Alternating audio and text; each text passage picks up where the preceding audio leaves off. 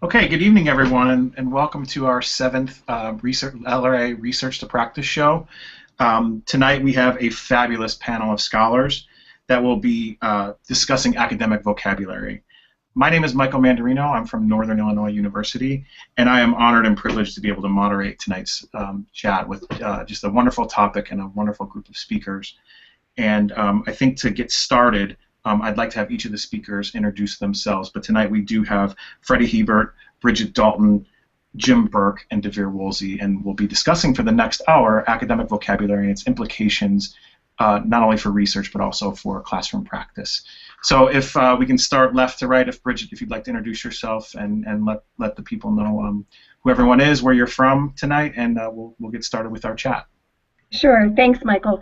So I'm Bridget Dalton from the University of Colorado at Boulder, and my particular interest in academic vocabulary and academic language is in relation to the role that technology and media can play in supporting the development of academic vocabulary. Thanks, Bridget. Jim? Oh, I thought we were going left to right. Oh, they keep bouncing around, sorry. Oh, okay. So I'm Jim Burke. I teach at Burlingame High School and out in California, teaching at all seniors this year. I guess my concern, my interest in academic vocabulary has several angles. One, as somebody who came from a non-academic background, the extent to which the language of school is potentially one of the obstacles for gaining access to it is one of the pieces that interests me a lot. And as we've gone in the direction of the Common Core, I find myself increasingly interested in the extent to which we're all using similar terms to be able to, so we're all talking about this, using the same terms to talk about similar things. I notice a lot of people, even within my own department, can swing across different terms, and I think that's very confusing to the kids at times. Thanks, Jim. Freddie? I'm Freddie Hebert. I run a not-for-profit called Text Project, and my interest in academic language really has to do with how we view the academic text, the language of text. So I'm not as expert on the language of classroom talk, although I've done some study of that, but I'm very interested in the language of text, especially how informational and narrative texts differ in their demands and in their vocabulary. Thanks, Freddie. And Devere? Hi, I'm Thomas Devere Woolsey. Devere is usually the name I use. I teach for the University of Central Florida, and I've done some work. I've had the privilege of doing some work with Text Project and Freddie, and worked with Bridget Dalton on Literacy Beat and a number of other projects as well. I've been interested in academic language and academic vocabulary, and particularly how technology mediates that learning opportunity. I spent 20 years in the classroom, particularly with English language learners and struggling readers, struggling people who struggle with literacy tasks. And I'm always impressed by the facility of the human mind to grasp vocabulary, but also the importance of appropriate context, learning environments, and instruction that facilitates the acquisition of academic structures. Thanks, Devere. So before we get started, I just want to remind viewers that if people are on Twitter, people will be live tweeting the show tonight at the hashtag LRA show, all one word. And we also have a nice set of resources. All of our panelists have generously shared articles as well as PowerPoints to share with everyone through a Google document. And those documents are available at the LRA webpage at the literacyresearchassociation.org. So to begin, Freddie, would you give us some context, just give us some background, really frame the show for us around academic vocabulary? I know you have some slides to share and some thoughts to share to get us started. And Christy's going to put up the first slide. Yes.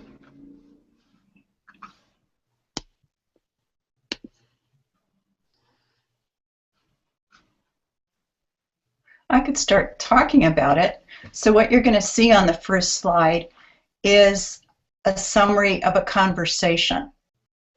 And it goes something like this. So Sally says, so how's your new job going? And John goes, well, you know, all right. And Sally goes, what are you doing then? And John goes, well, this week I've just been on the phones. Sally goes, what? Selling? So it gives you an idea of what conversational language is like. That's pretty clear in terms of the language of school and texts that we read. But once we've made that distinction, things start getting a little murky. So there are lots of ways in which people make distinctions between, am I supposed to hit the slide, Christy, or? No, Christy's trying to get it up. Okay, I can keep moving forward with this. So the point is that conversational language, I live in Santa Cruz, California, and you can have a lot of conversations in my town because it's a surfing community with just the word dude. You know, depending on how you inflect it, you know, that can be a whole conversation. You can kind of go dude or dudette back and forth. But the point is that once we start talking about the language of school, there's a distinction between oral and written language. But people like Douglas Bieber make a point that if I start talking as I might at a presentation, like at a conference like LRA, I may begin sounding very, very different than I would in my conversational mode. So once we get into academic language, we can have oral language that sounds a lot like, you know, a textbook that's very academic in character. We have students who don't understand the whole register of school, so that's academic language.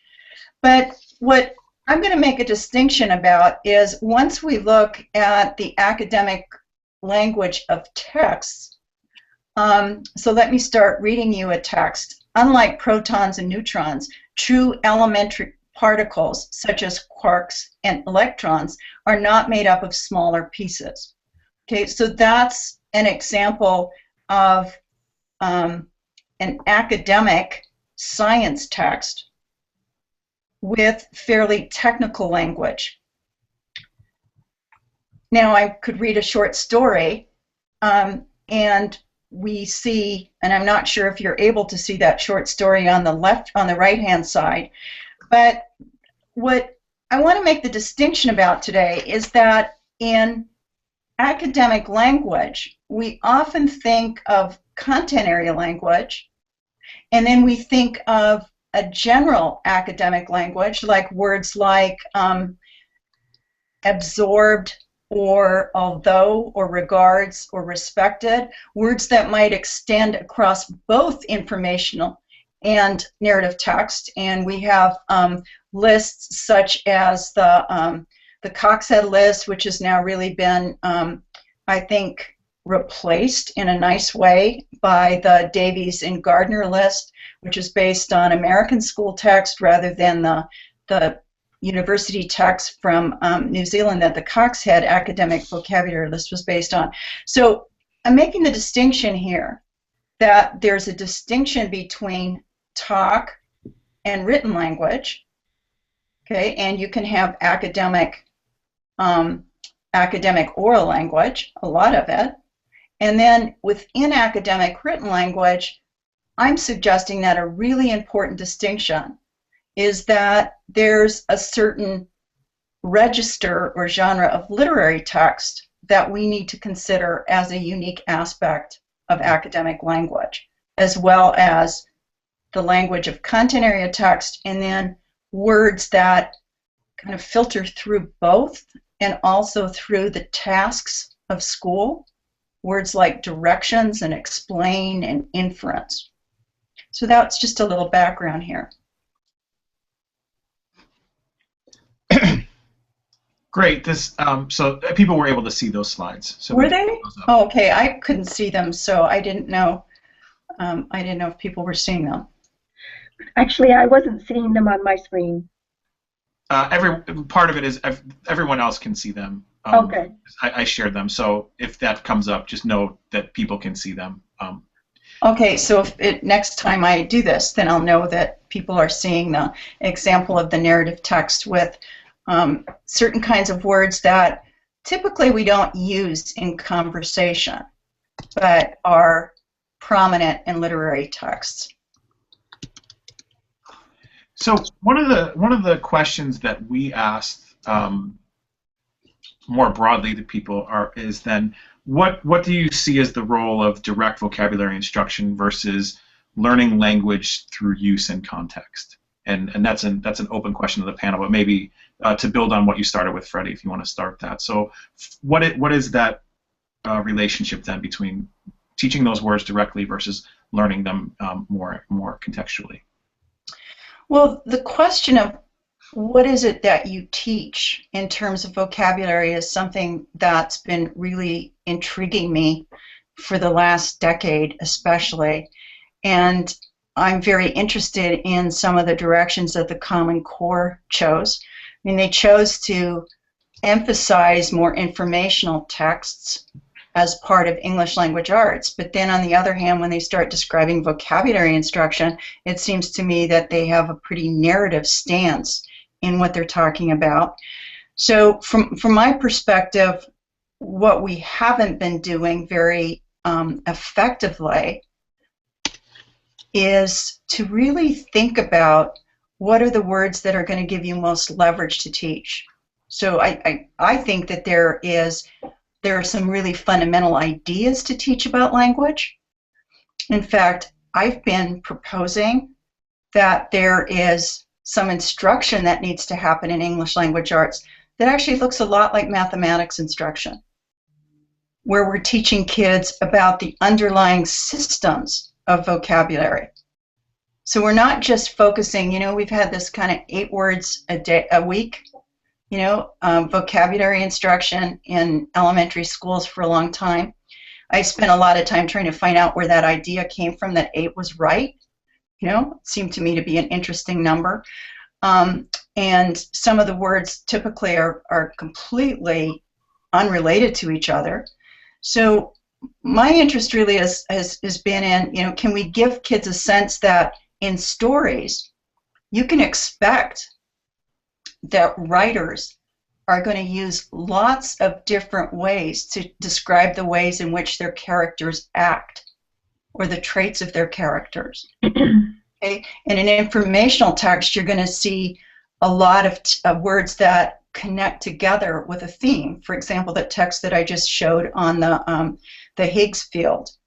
There are going to be some underlying ideas that connect to each other. So from my way of thinking, it's not the individual words that need to be taught directly, but it's some ideas about how language works that needs to be taught directly. That's probably I think that's an interesting question to raise to the rest of the panelists. It's a little out there maybe, or not. Right. Well, do I have to click on myself to talk, or can I just talk? No, just go ahead and talk. Okay, great. Well, Freddie, I want to follow up using your example of character attributes because I was just working with some 4th graders who had been exploring the notion of character attributes in a variety of pieces, both fiction and nonfiction. And in some cases, the attribute or trait is explicit in the text, but oftentimes they're making inferences about the character and using the trait to represent that particular aspect of the personality or the character.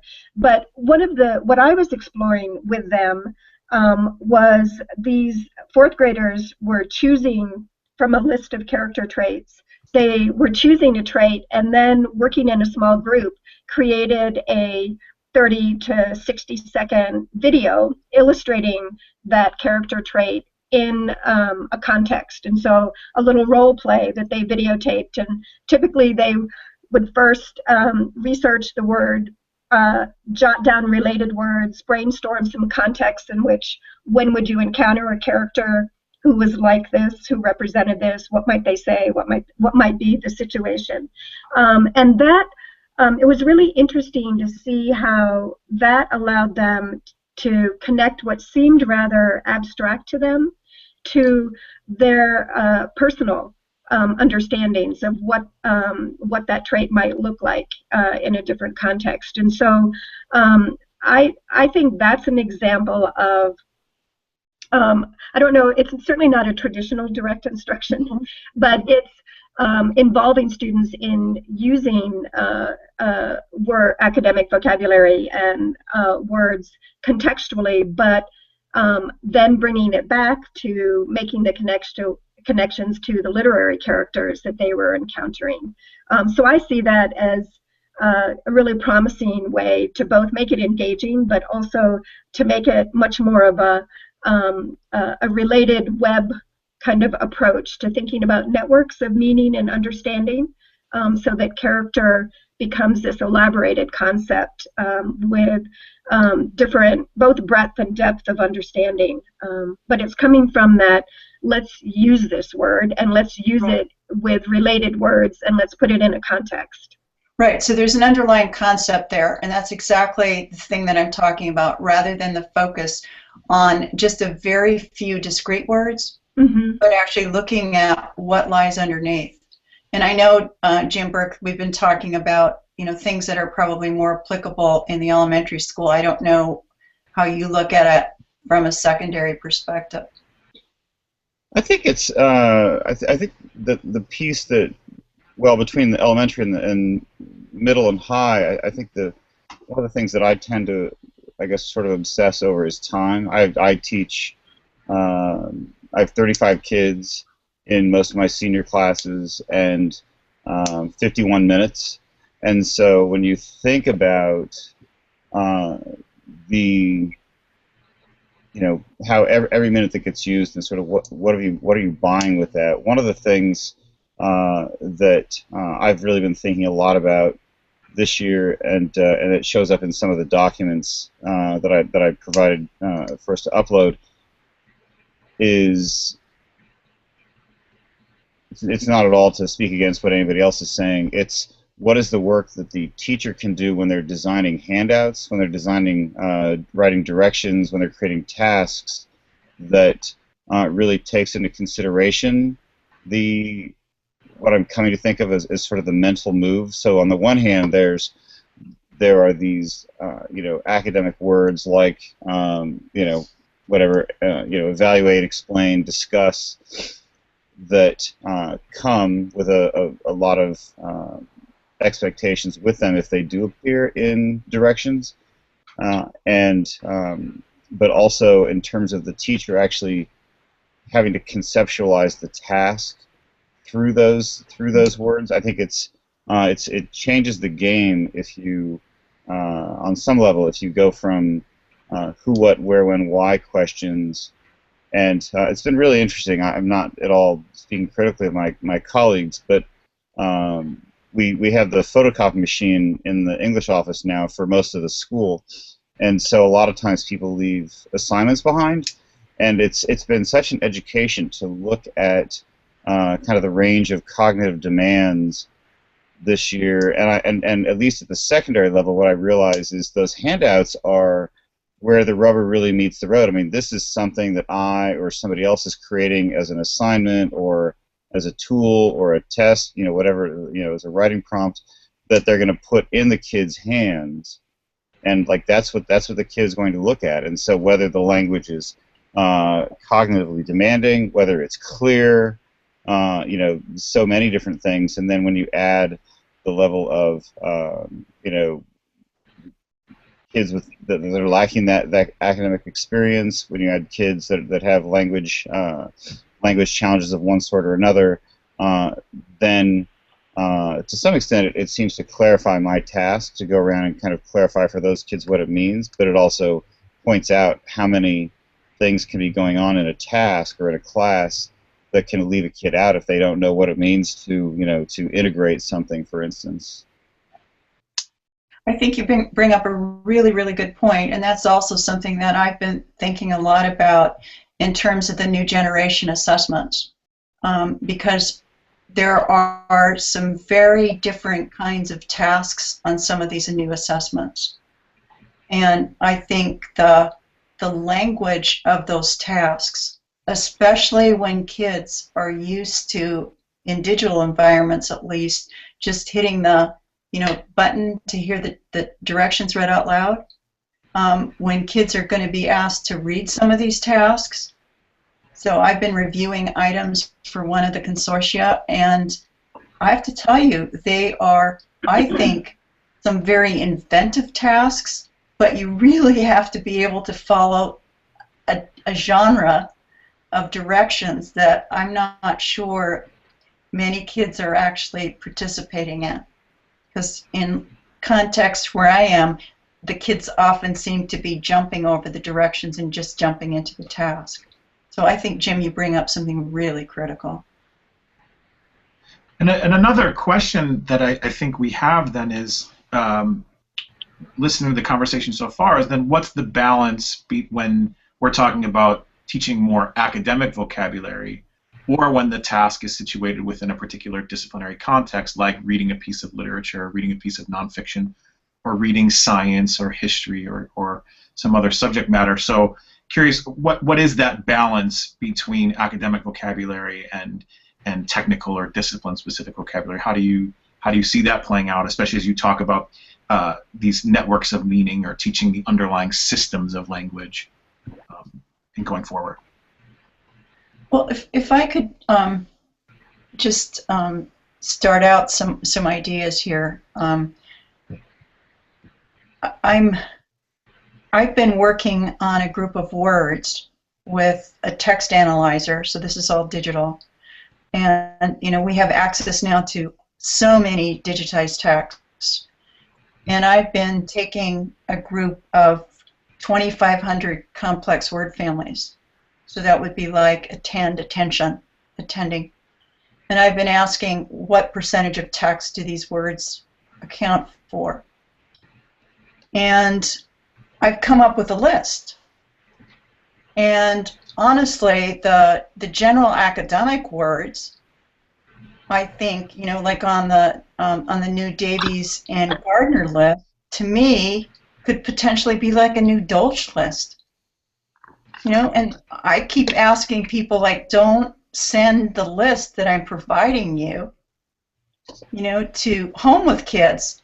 I have this fear that, 40 or 50 years from now, kids are going to be taking home this list of 2,500 words, and it's not going to be the Dolch word, but they're going to be saying, who the heck was that Heber, with that has these words that I have to learn? Because a lot of them on the general academic list, Mike, they're very abstract words, like process. Mm-hmm. I mean, and there are also words that can take on different parts of speech, and in different content areas, a word like function can mean something very different in mathematics, right? Or a word like force can mean something very different in science than it means in literature. So I think that you're raising a really critical point in terms of, where does this, we've heard a lot over the last couple of years about ELA, English Language Arts teachers taking more responsibility for the general academic vocabulary, but it's also a really abstract vocabulary, and it can be very difficult to teach. And Freddie, it was interesting. I normally work in elementary or with middle school, but I was working in an urban high school with 12th graders, and they were reading Hunger Games. And I think this was about 2 years ago, and I took, at that time, the Coxhead word list, and I ran it against Hunger Games and identified words that came up at least 3 times in Hunger Games text. And the teacher and I made those, we selected from those words that we thought were really powerful, both in terms of whether they had general high utility from an academic perspective, or whether they were just really essential for understanding Hunger Games. And I found that a really interesting way to make that connection, so that we're not going the route of, here's the list that you need to learn, and maybe there's an app that helps you learn it in this decontextualized fashion. because for a lot of kids, where it really begins to make sense is, again, when they're encountering it in the context of engaging with real text, engaging text, but where the complexity is there. So it might be that we need to become more sophisticated and more helpful to teachers in terms of connecting to high-quality literature and allowing them, maybe there needs to be some kind of new tool that extracts that for them so that they can quickly scan that and make decisions about what their priorities would be, and then also encourage students to select important words from their perspective. Because right now it's too much, it's a lot of work to go through that kind of extraction. Yeah. Well, I wonder. Go ahead. Sorry, go ahead, Freddie. No, go ahead. I wondered too about what do we mean by teaching vocabulary, particularly when we're talking about the Tier 2 or the Coxhead word lists. Does that always mean some sort of instructional activity where a worksheet is derived from a text, or what kinds of opportunities do we use that are instructional in nature? Do teachers use these words? Do they consciously look at words like the words on Jim's word list and try to use them frequently in the classroom? Do students have opportunities to use those in conversation, in discussion, or when they're participating in a chat room, an academic chat task, or a threaded discussion? And how does that fit in with the overall instructional plan of how we integrate all of this? I think it's a great question. There was an interesting article in Atlantic Monthly, I think last year, by Peg Tyre called "The Writing Revolution," and there was a school up in, I can't remember where it was, maybe Pennsylvania, that was just not getting progress with the kids in writing, and they did all this really intense, analysis of the kids' work, and they decided that the most useful gateway was, because it was partly a writing thing, partly a reading thing, was through their writing, and so the teachers were just grinding away until what they finally realized. Somebody said, none of them use subordinating conjunctions, and so they just developed this list, and their real point was, if the kids aren't using subordinating conjunctions, if they're not using but, they're not pushing back against ideas. They're not essentially. They don't have those moves within writing, and so they made a very deliberate point of requiring the kids to use, however or although, and then they made a point of requiring the teachers to use these words in different ways, and they made a point of having the morning announcements would say, although we lost the basketball game yesterday against the mighty Tigers, we did, however, prevail in the season, and just so they were just saturated with it, and it was a relatively short list of words, but it was they found really remarkable gains by baking those into assignments, but also using them in class discussions. And I think I think part of it is environmental, part of it is hearing those words used in context. Somebody brought up one of my vocabulary lists. The one in the packet that I uploaded that I think people sometimes find most interesting is this list of 358 words that when I was working with struggling students in this freshman class, I would go into the copy machine room. Sounds like I spent a lot of time rummaging. He's in the stacks again, but like just looking at the directions and the questions, and going into tests and assignments and looking in the textbooks, and there's 358 words here. I'm sure I probably could have found 360, but when you just start going through and looking at, these are the gateway words. These are the words kids need to know to be able to do what we ask them to do, and I think that's part of that is a teacher thing in terms of speaking about them and using them, being aware of, even some words like the word essay, if you have kids coming from another culture, recently enough to not even have a construct for that. And I think this is one of the things teachers are really struggling with is that sense that, I could take all period to be able to teach these things. And so I think in some ways, well, at least at the secondary level, a lot of people are feeling like they just need to be more intentional, more aware of them, and the way they're using them in class and in directions, and kind of clarify where kids get lost.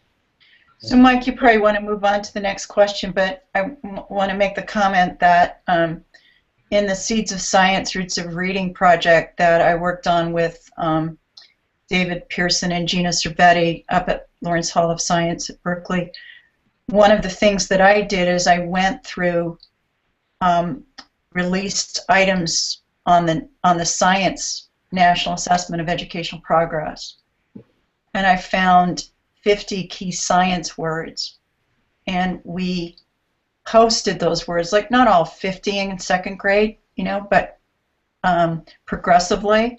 And it was when we talk and write in science, so now we're in the conversations and in the language of science.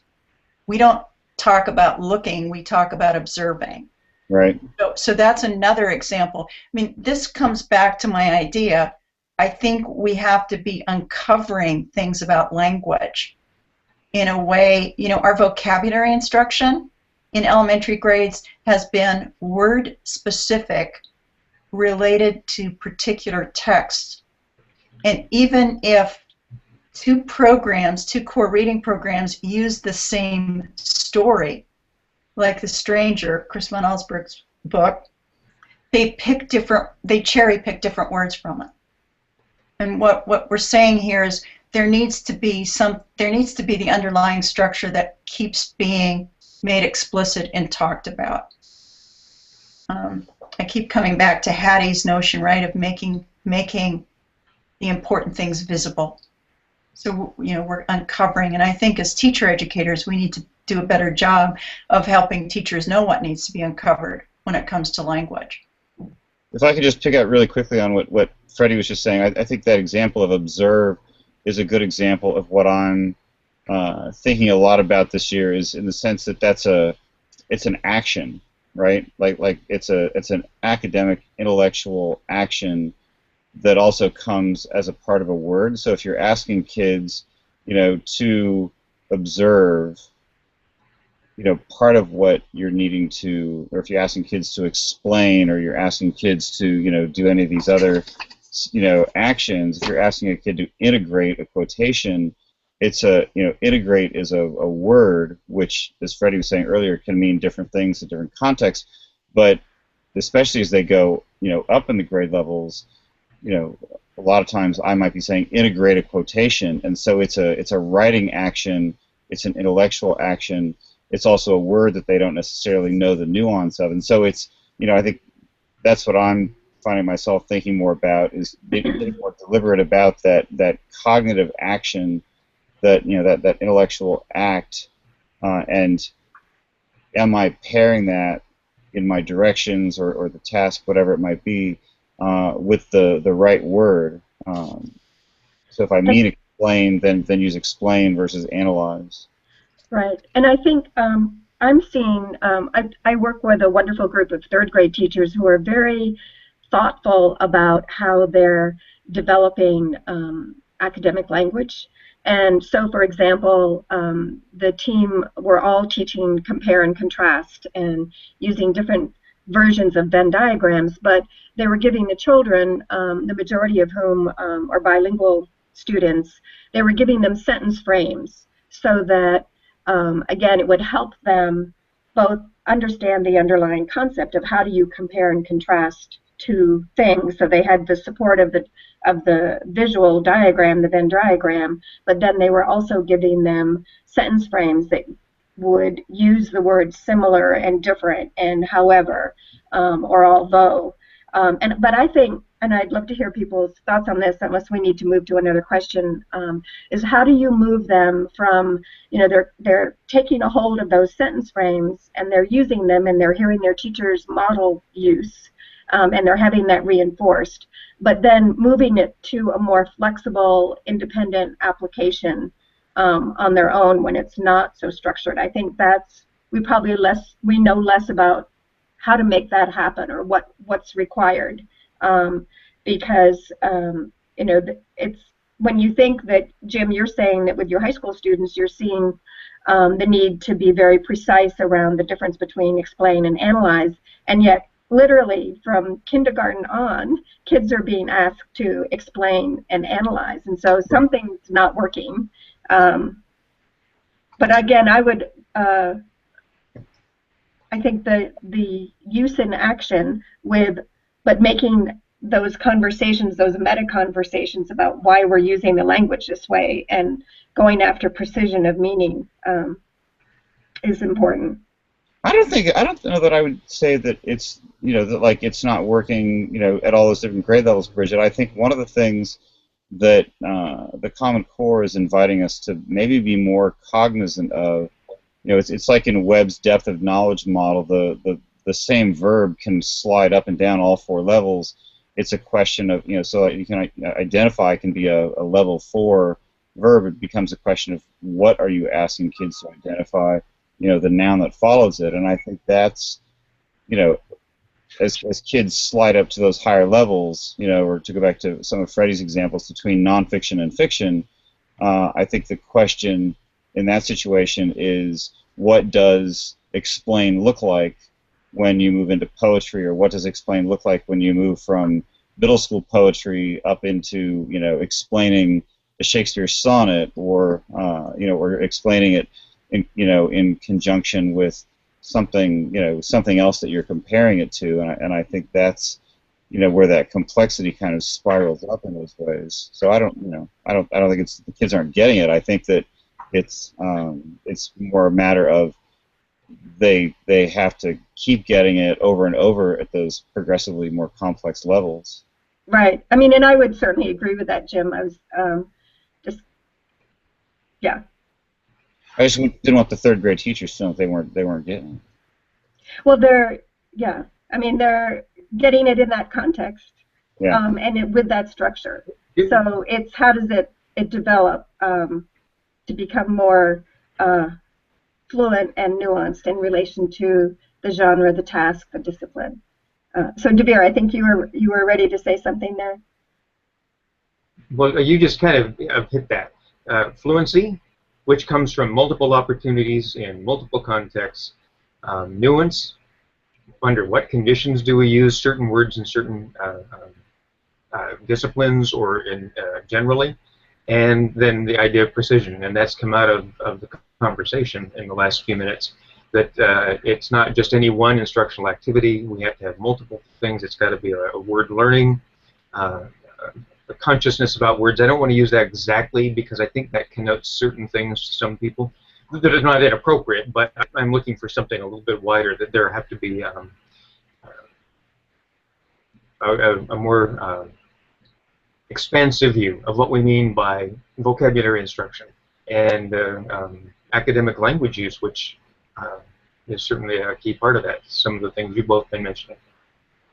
Well, I think that's that jump from words to, because part of what you were talking about, Bridget, was the shift into, not so much academic vocabulary as kind of the academic language structure of a sentence. And then I think part of what you were wondering about is that transition from those structures, those sentence frames, where they're kind of learning those mental moves of a sentence structure in whether it's in a specific discipline or something like that, and then internalizing those and beginning to use them on their own without the need of the templates. And I think that's part of that that gradual release that we need to work on at each of the grade levels. I'm just in the process of finishing working on a high school adaptation of Jerry Graff's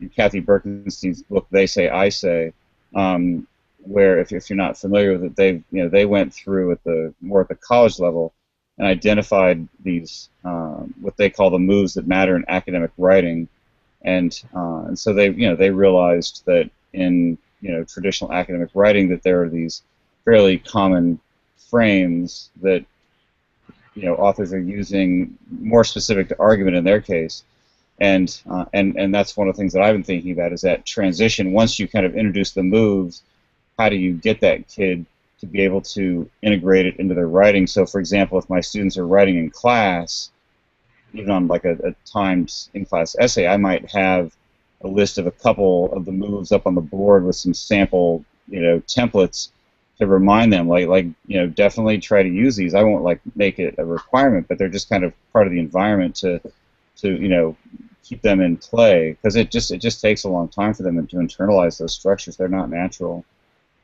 Yeah, lots of opportunities to use in writing and speech and presentations, multimodal presentations, and opportunities then for a teacher to say, as students are creating, they're engaged in discussion, they're creating a multimodal presentation, they're writing something, the teacher, let's take a look at the structure, let's take a look at, in your particular case, what we could do a little bit differently with that.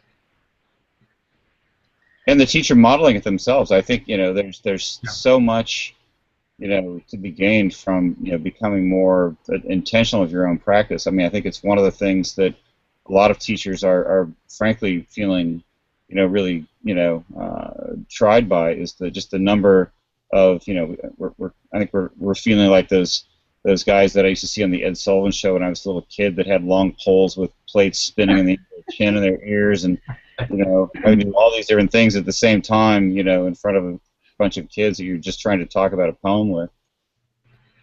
Right. This has been a really rich discussion, I think, for teachers and thinking about things developmentally as well. And we do have a question from the audience that came in that gets, the question is, what is the role of academic language, and do we teach academic language in pre-K and K?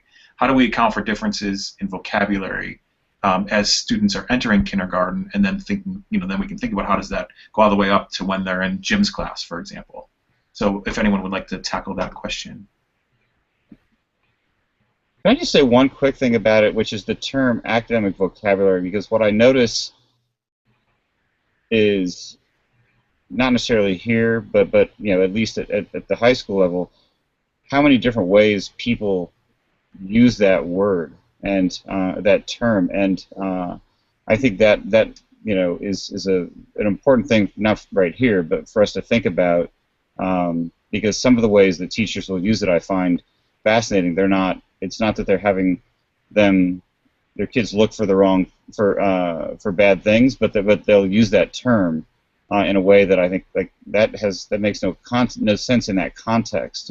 Go through so-and-so's, go through John F. Kennedy's speech and find examples of academic vocabulary, and I'll say, well, there aren't any. He's not speaking academically, or something like that. In terms of the way that I tend to use it, in terms of those words, in directions and things like that. So it's just a slippery term, in general, kind of sliding up and down the grade levels. Yeah, there's kind of a danger of saying these words are kindergarten or pre-K, these words are 4th grade, these words are 8th grade, right. And then making that your limitation rather than your foundation or your springboard. Well, in terms of pre-K and K, I mean, there's been a long history of work looking at how the language of school can be inaccessible to particular kids. So I think the thing with pre-K and K has to do with, people like Shirley Heath have given us lots of ideas about how talk around stories in different homes influences how kids are prepared for the language of school. So from my perspective, pre-K and K are a time when we're conscious of the kinds of conversations and directions we're giving in relation to who the children are. So, I hear teachers and parents talking a lot with the reference of themselves and their own kids, or teacher educators talking from the perspective of the grandparents, but as a perspective as being grandparents. But I think in terms of language, getting kids into the school register, it's being incredibly sensitive to who these children are in terms of their language and also the language style. And so there are some amazing studies, right, by sociolinguists done 25, 30 years ago that really tell us that some children, their way of telling a story is a very different way in one culture than in another. So I think it's not, you know, I hear a lot of these kids don't have language. Well, there aren't that many children who really don't have language. It's just that they don't have the language of school. And I think the question really is how we invite them into that. And I'm a strong proponent of not pushing down everything into kindergarten. That should be done later. So I think kindergarten's still a place where you talk and you have show and tell, which is a great time to learn about talking to others, and not push, you know, decodable texts and you know, now we're going to start talking about processed words, right? In kindergarten, I don't think so. Right. Yeah. And lots of play with language, and I think there are wonderful pre-K and first grade teachers who design, you know, these hands-on learning experiences connected to field trips. And so going back to your example, Freddie, where you were talking about using the term observe, well, in a kindergarten class where they're planting, or they've got a butterfly garden going, and they're observing and they're taking photographs and they're audio recording their observations, that's a natural context for them to learn the word observe and to connect it to see. But that connection to experience and then connection to text, but text in lots of different forms. I also think that teachers in the primary years are bringing in multimedia to help children, and I'm talking about domain-specific language as well as more general academic language. There's a really interesting study, I can't recall the researchers right now, where teachers examined their science and social studies curriculum and found short video clips that illustrated. So if they were learning photosynthesis, they were able to watch an animation, or if they were learning about predator-prey, they watched a short video. And children, they were finding overall that vocabulary and reading comprehension was improving as a result of having these brief encounters with these multimedia representations before reading, or before reading and writing about the text. I think we need to do a lot more to take advantage of these other ways of representing language and concepts, so that children are able to kind of connect and develop more easily. Yeah, that's one of the things that I've been working on at Text Project, is to create a vault of really good pictures. Mm-hmm. I've seen those texts. I think those photographs are amazing, Freddie. I love what you've done there. Yeah, so in looking at, for example, the vocabulary that's called out for instruction in core reading programs at third grade, I found out that 40% of the words are actually highly concrete and could be taught much more easily with a single good picture, mm-hmm. than spending, you know, lots of conversation. You know, when would you be on a wharf? Why would you be on a wharf? Why not just show them a picture of what a wharf is, which for some kids in the middle of the country they're never going to have seen, you know? Right.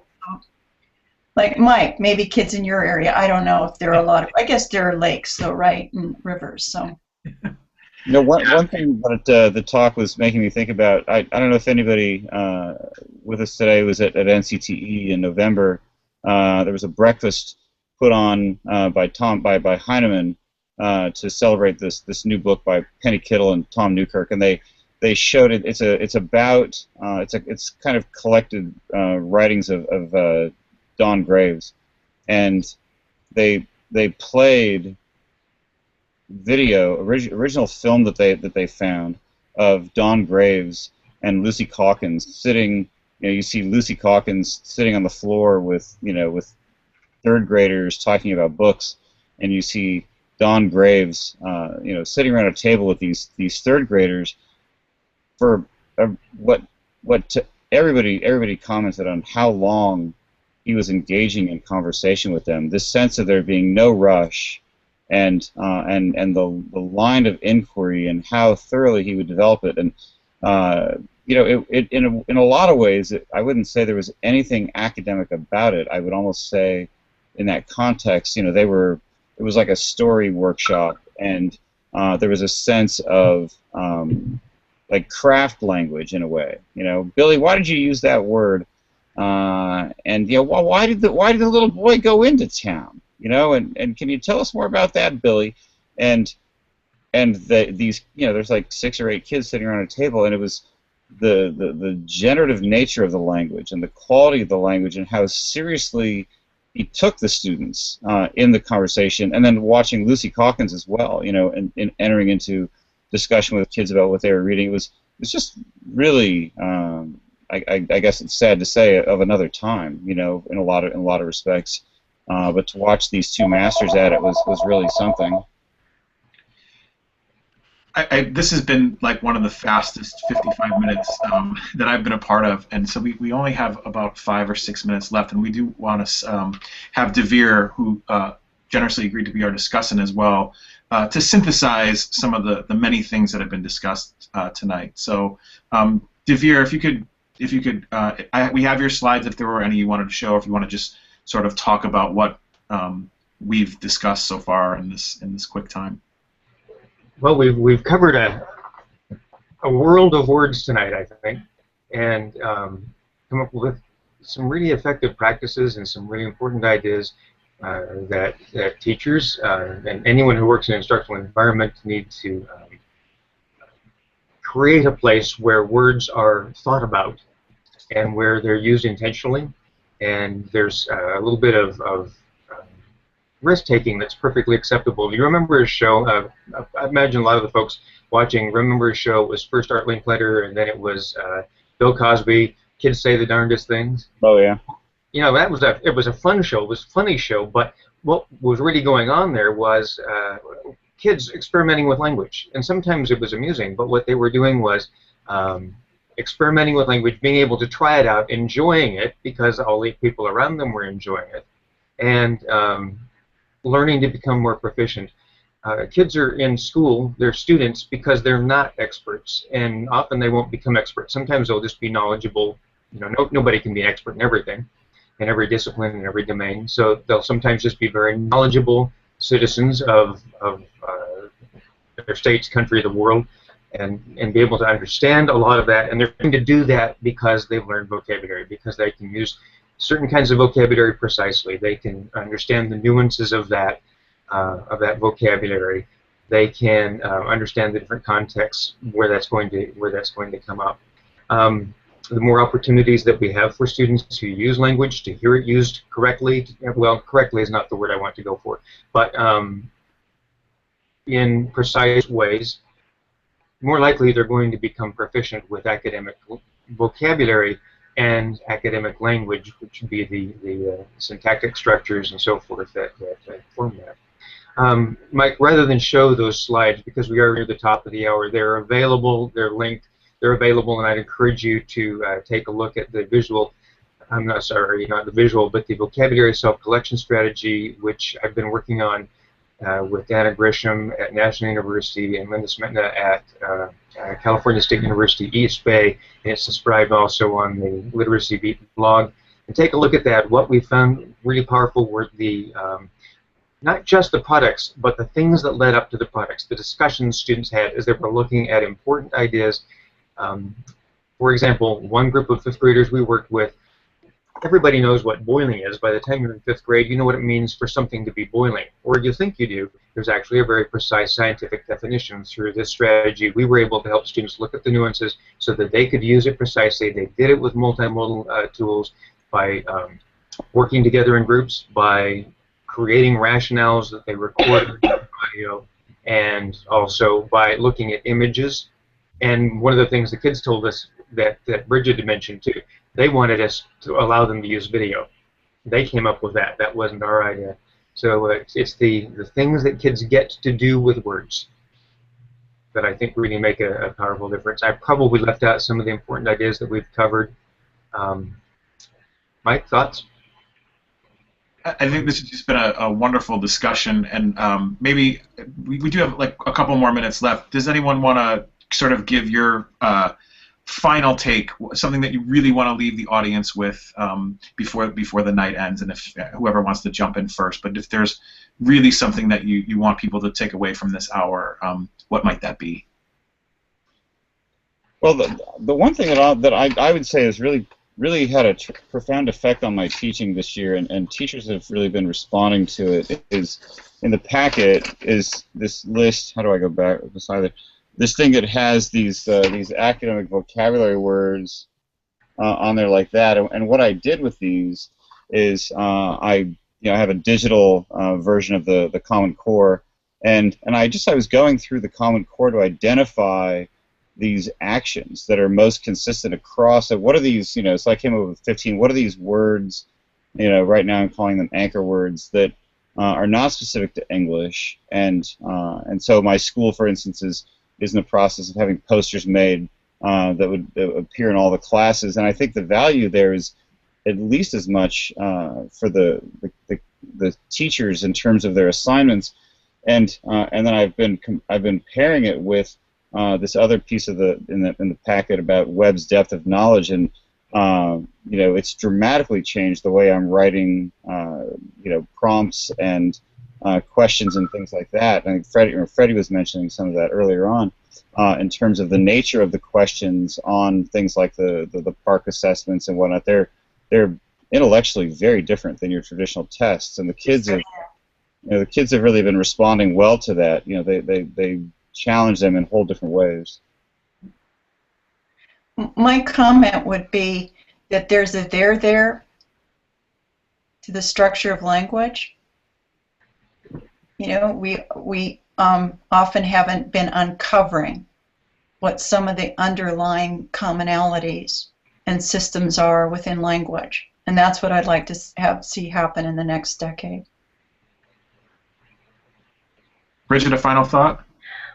Well, this wasn't discussed, but I'd really like to be able to teach kids to be strategic with the digital tools that are available to support them during writing, during reading, so that they have easy access, both within, if they're reading e-texts or e-books with embedded glossary support or translation support, or we've been using smartphones a lot with kids. So as they're reading, if they come across something, and they just quickly access it on their smartphone, and that we put more of that power in the hands of kids, even very young kids. Great point. Well, this is just the start of a conversation. We will be continuing the conversation on Twitter using Literacies chat, #Literacies, on May 15th to continue, and hopefully maybe some of our panelists will also think about joining. We also, again, want to remind you that the resources that Bridget and Freddie and Jim and Devere talked about are available on the Google Doc, which is at the LRA website, and we really encourage you to go to check out their PowerPoints, their handouts, go read their work. Articles have been uploaded, and really encourage you to keep pushing on this topic. So once again, from LRA, thanks to Bridget, Freddie, Jim, and Devere for participating, and we'll see you on our next LRA show. And thanks, Michael, for doing such a great job moderating us, and to Christy for producing the show. Yes, thank you both. Lots of fun, everybody. Yeah, thank you. Thanks.